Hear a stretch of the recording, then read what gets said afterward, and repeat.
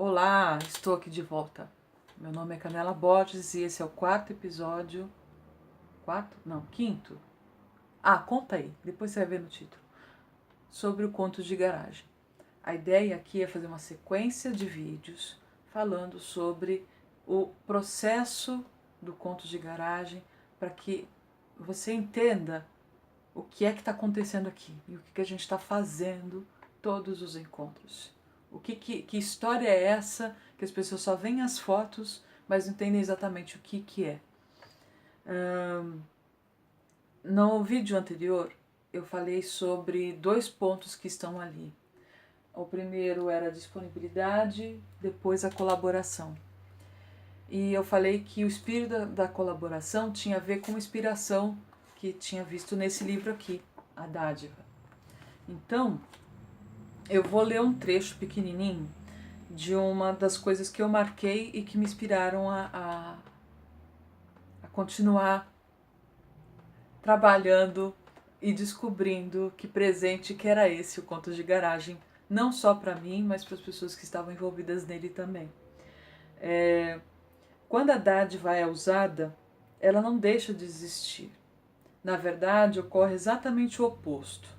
A dádiva que não for usada será perdida, enquanto aquela que é passada adiante permanece abundante. Vocês devem ter se perguntado no vídeo anterior por que um tapete e por que ele precisa sair de uma garagem para outra. A minha preocupação foi a de desenvolvermos um hábito de nos encontrarmos, independentemente do espaço, e que se o gargalo era a minha presença nos ambientes, o gargalo significa sair de um lugar, ir para o outro e estar encontrando pessoas que estavam disponíveis para receber o conto de garagem, e ele não necessariamente dependia de mim, né? E o nosso esforço, o meu esforço, sempre foi de mostrar para as pessoas que, assim como eu também não era a Maria Bethânia da contação de histórias, eu também estava no exercício descobrindo que tipo de contadora de histórias eu era.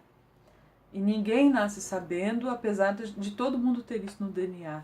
Em algum momento a gente já contou uma história. Ao sair, então, um kit do garageiro, que é o tapete, que é a mala com os livros, o acervo, e circular nas casas, a pessoa que se sente plena da dádiva, né, de ter participado daquele momento, de poder ter parado um pouco no tempo e se encantar ao ouvir o outro contando uma história, por que não fazer com que isso também pudesse ser abundante e pudesse ser compartilhado no meu espaço também?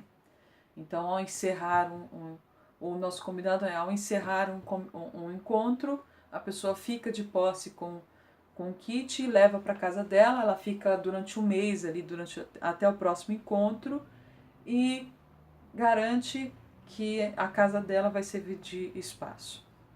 Canela, minha casa é pequena, não tenho quintal, e agora? Faça na laje, faça na tua sala, faça no corredor. Não tem nenhum desses espaços, tem um caso de pessoas que fizeram, alguns casos de pessoas que fizeram o salão do condomínio, ou que possa fazer na praça. Não importa, você é o anfitrião, né? Então você que vai se articular, vai encontrar um espaço. Choveu, já tive alguns encontros onde a pessoa fez contos de garagem dentro da sala, porque naquele dia estava chovendo muito. O que importa aqui é o espírito da colaboração, é o espírito da disponibilidade e é o espírito da horizontalidade. O que é a horizontalidade? Tem a ver com a ideia do tapete. Eu ouvi, em algum momento, em alguma sessão de contação de histórias, que alguns povos árabes, não vou saber dizer quais, talvez se você, contador de história, estiver me ouvindo, possa me ajudar com essa informação. Quando se estica o tapete para conversar com outras pessoas, isso é meio que um convite para você se sentir uau, né? Que máximo. Eu estou em pé de igualdade com essa outra pessoa. Vamos entrar num acordo. E a ideia da horizontalidade já começa por aí. Quando você estica o tapete, todos se sentam no entorno. Então não tem só uma pessoa contando histórias. Nossa, mas eu não tenho tudo isso de história decorada. Mas quem disse que é só você que vai contar a história? Convide as crianças para ler também. O último encontro, lá em Itanhaém, as crianças dominaram o espaço e todos os adultos foram os ouvintes, né? Então as crianças falando aquela vozinha tímida e todo mundo incentivando a criança naquela leitura. Nós já temos também um caso de uma criança que passa o mês inteiro elaborando uma história para poder contar a história pra gente, sem ler. Olha que máximo. Esse tipo de coisa acontece com a recorrência. Esses hábitos, essa cultura só vai sendo desenvolvida a partir do momento que elas acontecem. Elas não estavam todas prontas. Eu não tinha ideia do que estava acontecendo. As coisas não foram estabelecidas assim, vai ter que ser assim, e os contratos. Não. Mas na prática, eu fui percebendo que existem sim alguns contratos que deveriam ser colocados na mesa já desde o começo. Disponibilidade, colaboração, cada pessoa tem um talento, cada talento somado a outro torna o nosso projeto muito maior do que as partes. A horizontalidade não tem, então, uma fixação política, fixação religiosa. Todo mundo tem direito de falar aquilo que deseja, de contar uma história que esteja dentro daquele contexto, mas não é um ambiente onde se faça qualquer tipo de pregação religiosa ou partidária, tá? Nós falamos sobre horizontalidade num momento onde todo mundo tem razão, onde todas as pessoas têm alguma opinião formada sobre algum assunto.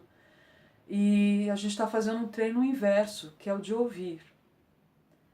Mas para que os ouvidos não se fechem, vamos cuidar do tipo de história que a gente está querendo colocar para fora, né? Tem uma frase do Rubem Alves que diz que toda alma é uma música que se toca. A minha pergunta é, que música anda tocando na tua alma? Escuta bem. Escuta primeiro essa música que está tocando dentro de você. Como é que a gente faz isso reverberar?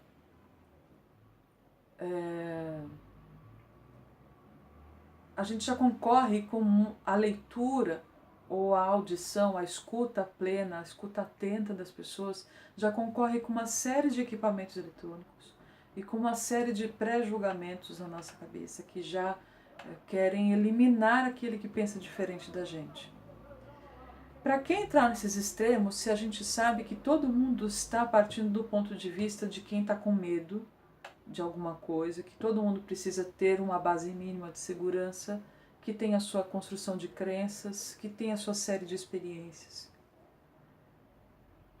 Contos de Garagem está me ensinando que o nosso projeto ele pode ter mais força à medida que as pessoas acreditem que é possível partir de uma história comum e não de uma ideia. É muito diferente.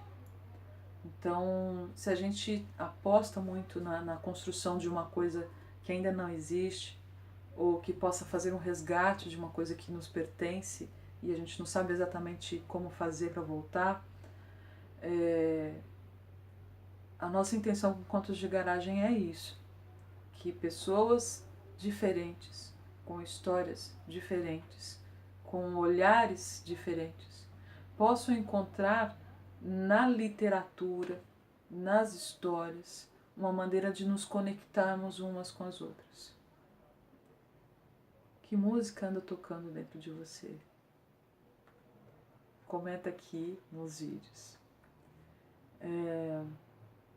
Eu sei que tem muitas dúvidas sobre a coisa prática mesmo, né? O que fazer, e agora, que tipo de história que eu conto, como é que eu faço. Se você ainda tem dúvida, eu vou pedir o seguinte: entra no nosso grupo do WhatsApp, participa das conversas, faça perguntas, adicione o canal do YouTube como um dos teus favoritos para você receber os vídeos. A gente está super aberto para poder ajudar e acolher as pessoas que também querem transformar a sua realidade, o seu mundo, o seu pequeno mundo, numa coisa melhor, num lugar melhor. Eu acredito muito que a partir do momento que a gente se transforma, a gente consegue transformar o mundo ao nosso redor. Não dá para olhar, tem uma fala assim que diz pensar global, agir local.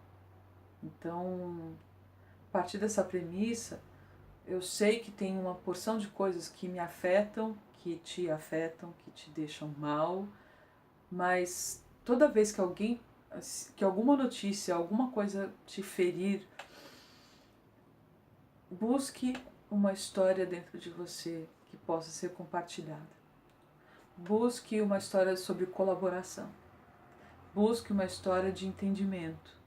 Busque uma história que fale sobre partilha, sobre estar feliz, sobre estar equilibrado e sobre ser quem você é.